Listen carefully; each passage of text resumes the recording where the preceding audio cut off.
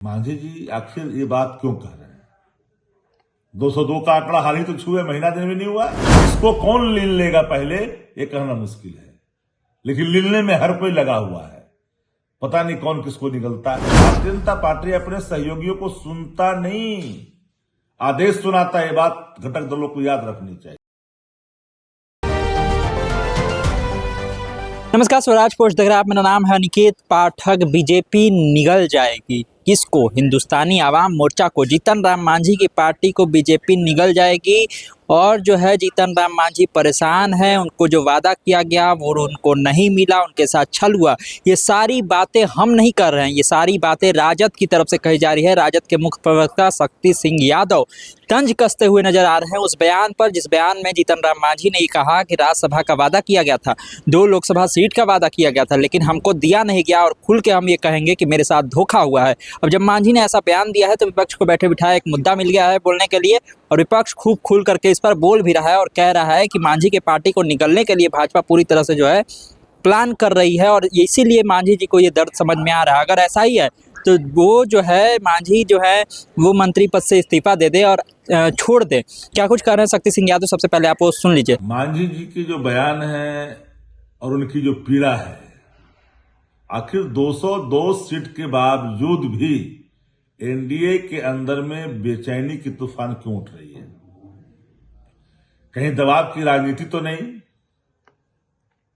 राज्यसभा का कोई मसला तो नहीं?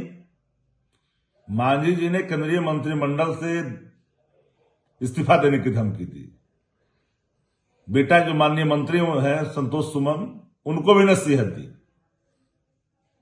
तुम्हारा प्रवक्ता कुछ बोलता नहीं है, हम सड़कों पर आएंगे, जिंदाबाद करेंगे। मांझी जी आखिर ये बात क्यों कह रहे हैं?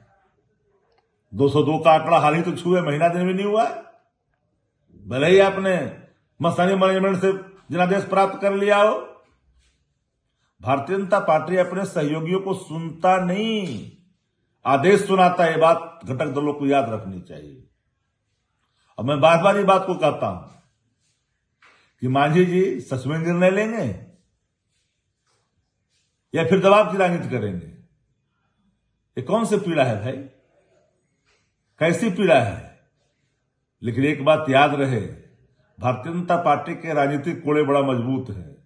अपने सहयोगियों पर जब बरसता है ना, तो सहयोगी वो उससे आ भी नहीं करता। हाँ, पीड़ा है। 202 के बाद मैंने किसी भी सरकार में 1 महीने के अंदर इतनी बेचैनी सहयोगियों में नहीं कभी देखा है जो देखा जा रहा है। हर घटक दल चिंतित और बेचैन है।